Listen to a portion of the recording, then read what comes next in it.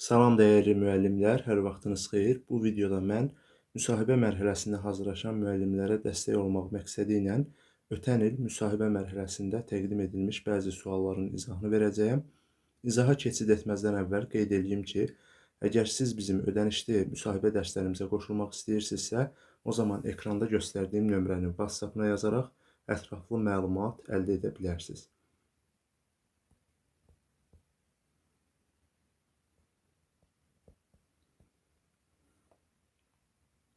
Qeyd etmək istəyirəm ki, bizim müsahibə dərslərimiz artıq başlayıbdır.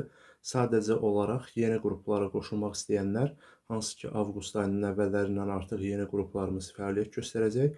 Həmin qruplara qoşulmaq istəyənlər də qeyd olunan nömrənin WhatsApp-na yaza bilər.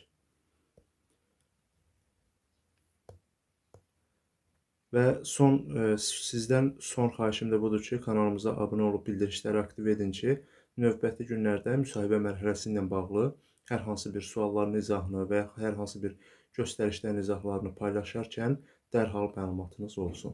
Birinci sualda qeyd olunub ki, aşağı qiymət aldığı üçün atası şagirdə təzyiq göstərir. Nə edərsiniz? Bu vəziyyətdə müəllim pedaqoji, psixoloji və etik qaydalara uyğun olaraq çox təmkinli və sistemli addımlar atmalıdır. İlk növbədə qeyd edə bilərsiniz ki, şagirdlə fərdi söhbət edərəm. Yəni, ilk növbədə şagirdlə təklikdə həssas və dəstəkləyici söhbət apararam. Onun emosional vəziyyətini qiymətləndirərəm və hər zaman yanında olduğunu hiss etdirməyə çalışaram. Daha sonra, bəli, valideynlə görüş həyata keçirə bilərsiniz. Bu, hansı ki, empatiya və əməkdaşlıq çərçivəsində baş verməlidir.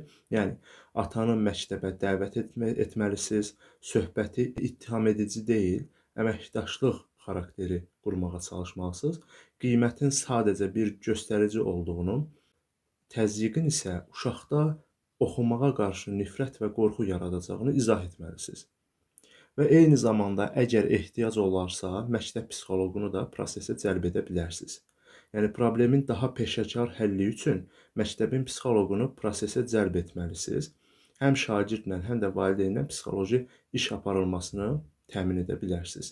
Eyni zamanda bu prosesə inkişaf etdirici istiqamətdən də yanaşa bilərsiniz. Yəni, inkişaf planının hazırlanması. Belə ki, valideynə uşağın zəif tərəflərini birgə necə inkişaf edə biləcəyimizə dair konkret plan, məsələn, əlavə tapşırıqlar, fərdi yanaşma və s. təklif edə bilərsiniz.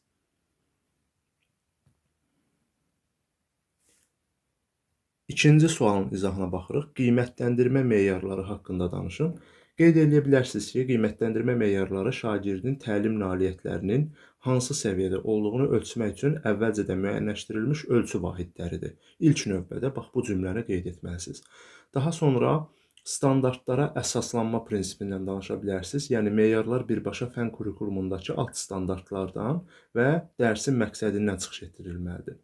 Şagirdlərə elan olunmasından danışa bilərsiniz. Belə ki, meyarlar dərs prosesinin əvvəlində şagirdlərə mütləq elan edilməlidir ki, onlar özlərindən nə gözləndiyini bilsinlər. Və qiymətləndirmə meyarlarından şəffaflıq və obyektivlikdən danışa bilərsiniz. Meyarlar qiymətləndirmənin qərəzsiz, subyektiv rəydən uzaq və ədalətli keçirilməsini təmin edir. Yəni, bu fikri qeyd edə bilərsiniz. Eyni zamanda, hansı ki, qiymətləndirmə meyarlarında səviyyələr var. Səviyyələr üzrə bölgüdən danışa bilərsiniz. Qiymətləndirmə meyarları adətən 4 nailiyyət səviyyəsini, birinci ən aşağı səviyyə, 4 ən yüksək üzrə tərtib olunur və rubriklər formasında da təqdim edilir. Və eyni zamanda qiymətləndirmə meyarları haqqında özünüz də hansı məlumatı bilirsinizsə, həmin məlumatları da qeyd edə bilərsiniz. İndi isə üçüncü sualın izahına baxaq. Diaqnostik qiymətləndirmə nə zaman aparılır? Əziz müəllimlər, qeyd etməlisiniz ki, diaqnostik qiymətləndirmə şagirdin mövcud bilik və bacarıq səviyyəsini, onun güclü və zəif tərəflərini müəyyən etmək, yəni ilkin diaqnoz qoymaq üçün keçirilir. Bu qiymətləndirmə hansı hallarda aparılır? İlk növbədə tədris ilinin əvvəlində şagirdlərin yay tətilindən sonra bilik səviyyəsini yoxlamaq üçün. Yarımilin əvvəlində aparılır, yeni yarım ildə tədris olunacaq mövzuların hazırlıq səviyyəsini ölçmək üçündür.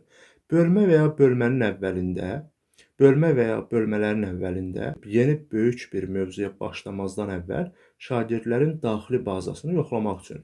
Eyni zamanda Şagird başqa məktəbdən və ya sinifdən gəldikdə yeni gələn şagirdin sinifin ümumi səviyyəsinə uyğunluğunu müəyyən etmək üçün aparılır. Eyni zamanda diaqnostik qiymətləndirməni aparmaq üçün üsul və vasitələrdən də siz bu hissədə danışa bilərsiniz. Daha sonra 4-cü sualımıza baxırıq. Şagirdinizlə probleminiz olarsa ilk nə edərsiniz? Bu suala belə cavab verə bilərsiniz ki, səbəbini araşdıraram. Yəni problemin kökü və motivini anlamağa çalışaram. Daha sonra fərdi söhbət apararam. Yəni şagirdlə təkbətək mühakimə etmədən və empati quraraq danışmağa çalışaram. Dinləmək, onun fikirlərini, hisslərini, narahatlığını sona qədər dinləyərəm. Daha sonra neytral davranmağa çalışaram. Yəni emosional reaksiya verməkdən qaçıb tamamilə obyektiv davranaram. Həll yönümlülük prinsipinə əsaslanaram. Problemi böyütmədən şagirdlə birlikdə ortaq bir çıxış yolu tapmağa çalışaram. Bax, belə bir cavab verə bilərsiniz. Psixoloqla əməkdaşlıq nə zaman edirsiniz? Bax, bu sualı sizə psixoloq, yəni qarşınızda bilirsiniz ki, məktəb direktoru, psixoloq, eyni zamanda metodist əyləşir. Bəzən bu say 2 olur. Belə ki, məktəb direktoru və psixoloq əyləşir.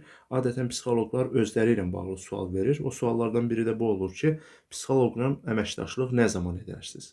Qeyd edə bilərsiniz ki, davranış dəyişikliyi zamanı, məsələn, şagirddə qəfil aqressiya, içinə qapanma və ya kəskin emosiya dəyişikliyi gördükdə psixoloqla əməkdaşlıq edə bilərəm.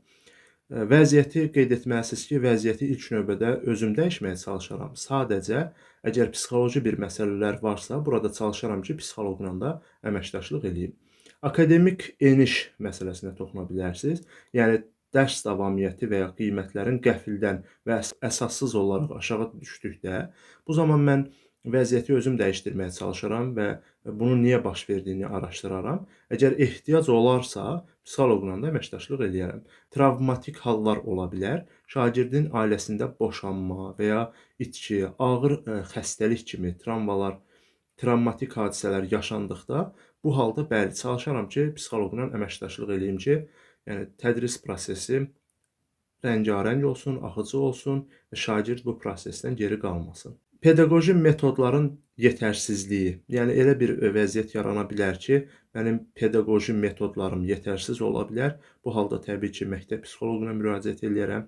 Yəni müəllim olaraq tətbiq etdiyim üsullar şagirdin problemini həll etməyə bəs etmədikdə mən mütləq şəkildə psixoloqla əməkdaşlıq edərəm. Sosial adaptasiya məsələsində mütləq psixoloqla əməkdaşlıq edərəm. Yəni şagird sinif yoldaşları ilə ünsiyyət qura bilmədikdə və ya bullyinqə məruz qaldıqda ilk növbədə müəllimin üzərinə düşən müəyyən bir vəzifələr var, hansı ki, onları yerinə yetirməyə çalışaram.